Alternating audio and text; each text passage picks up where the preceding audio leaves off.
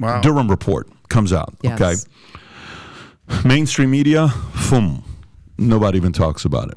Everybody else is like, wait a minute, did you guys just see what happened here? Okay, this is a real thing. What was in the Durham Report that people need to pay more attention to? What I did see, first of all, from talking heads on MSNBC, and I believe even CNN, was they did talk about it, actually, maybe not much, but what they did say about it was a complete dismissal, that it was nothing of value, that it should not be paid attention to, that it was just more lies and more bias, et cetera, completely dismissing it and not actually addressing the substance of it. The one person who I would say was pretty fair in his analysis was Jake Tapper on CNN. When he talked about it, he had a fair interview on what was in the report, what wasn't in the report, and his own statement was that this was essentially an exoneration of Donald Trump.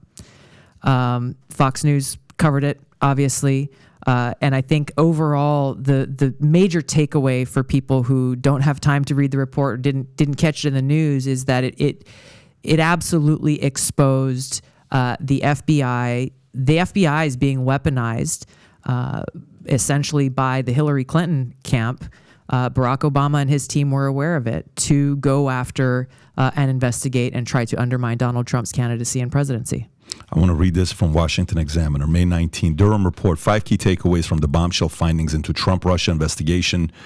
No proper basis to launch Crossfire Hurricane. Durham Report claims that Crossfire Hurricane, the Trump-Russia investigation, lacked a proper foundation due to the FBI's failure to conduct key source interviews, review its own databases, and apply standard analytical tools. 2, Hillary Clinton connections. The report indicates instances of FBI favoritism towards Hillary Clinton, including defensive briefings, ending an investigation due to illicit campaign funds, and restricted probes into the Clinton Foundation. Mark Elias, the Clinton campaign's general counsel, and Michael Sussman, his former Perkins Cole law firm colleagues, are criticized for their roles with Fusion GPS and Steele dossier. And then third, dossier on Russian disinformation.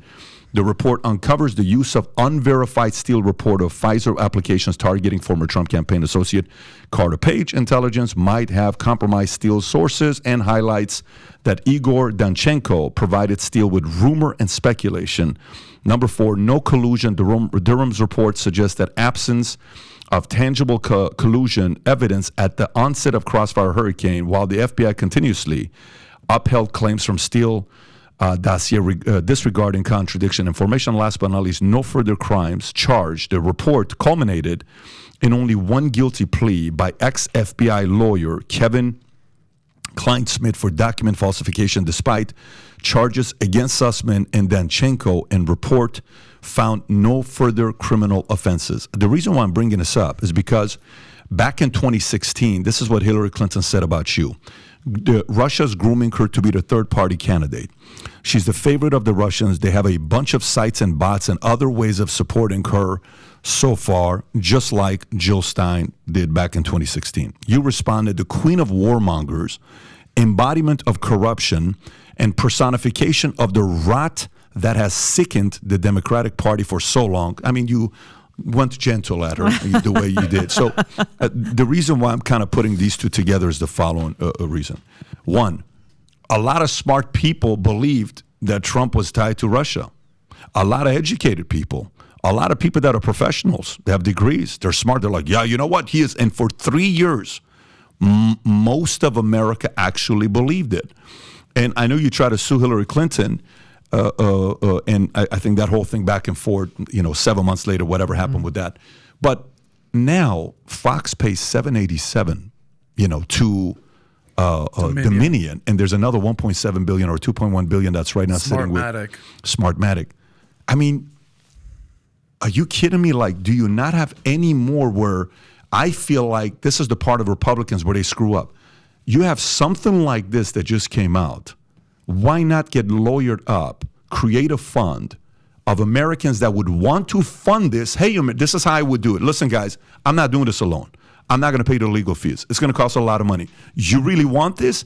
If this hits $50 million on GoFundMe, we're going to go get the best lawyers and investigate every single thing Clinton's, ABC, CBS, NBC, CNN, everybody did We will investigate it and we will show documentation of all our expenses, but we will not do it until it hits 50 million. You want it? Pay up.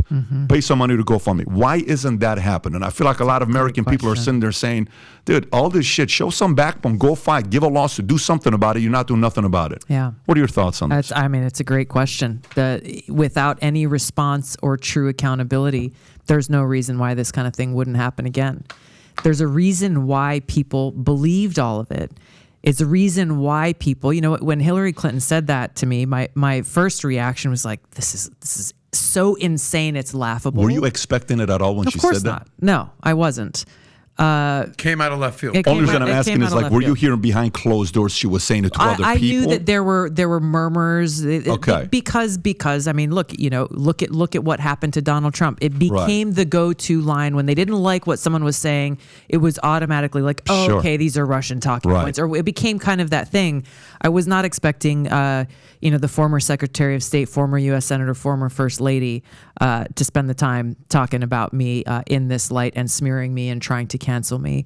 But the reason why people, and as I campaigned and I went out and talked to people, I was confronted sometimes angrily, sometimes very emotionally. This woman, I'll never forget, I was at a very small little Democratic Party event in a small rural county in South Carolina.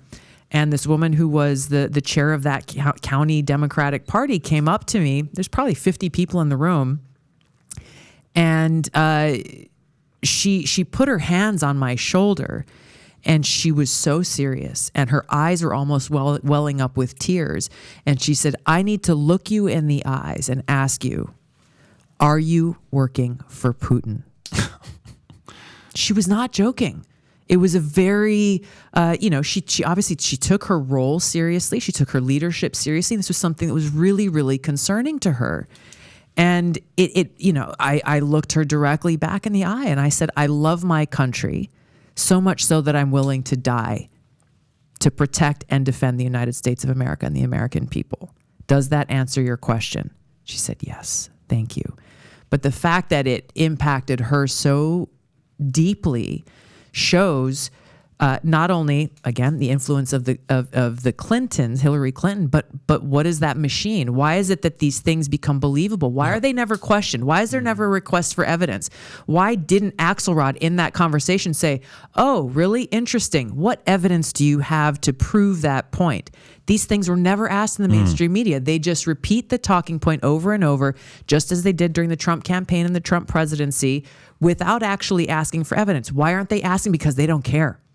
They repeat the talking point enough to the point where people believe, well, this is fact. I heard it on CNN. Yeah. I heard it on MSNBC. I heard it from Hillary Clinton. How could it not be true? And I've had so many conversations with people, like even people who know me personally. And they're like, people on CNN lie. Like, but why would they lie? They probably just got bad information. They didn't mean to. Like, no.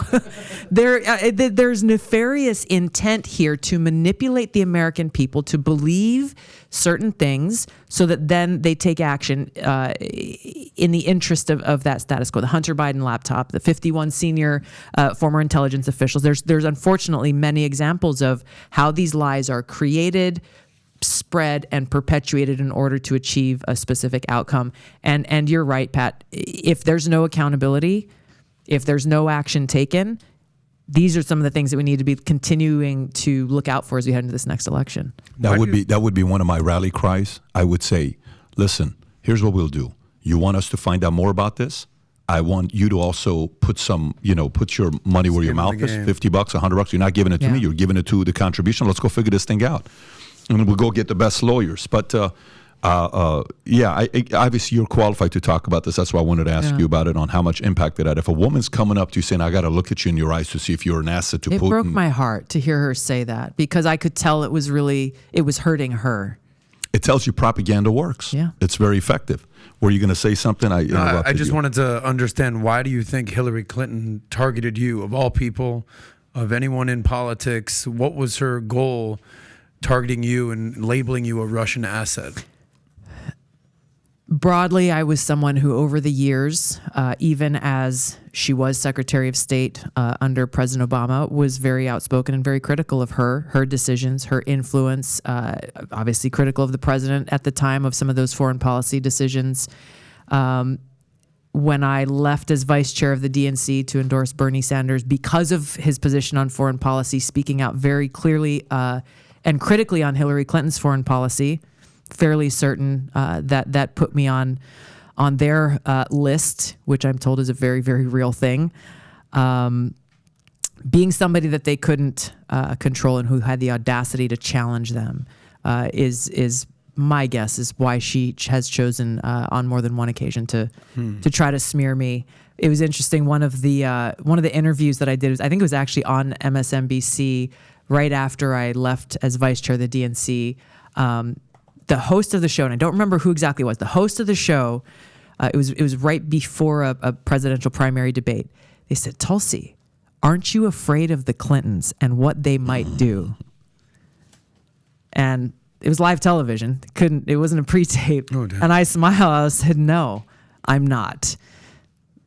Good for you. Things By the happen. way, in this And I like being alive, by the way. I think we all do. Every day is a blessing. So if you like this clip and you want to watch another one, click right here. And if you want to watch the entire podcast, click right here.